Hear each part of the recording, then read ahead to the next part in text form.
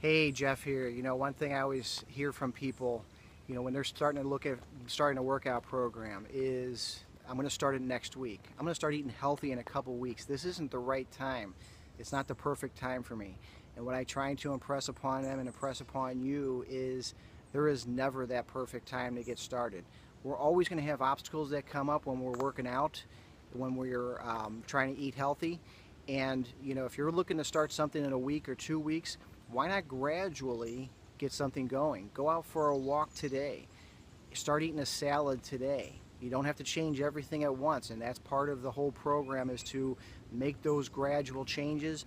Then when you're ready to really hit it hard, you've already gotten some base work down and you're ready to go.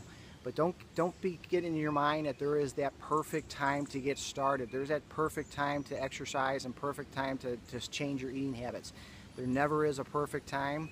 And once we start overcoming those obstacles, I tell you, the better off you're going to be, and you're going to see that progress just explode.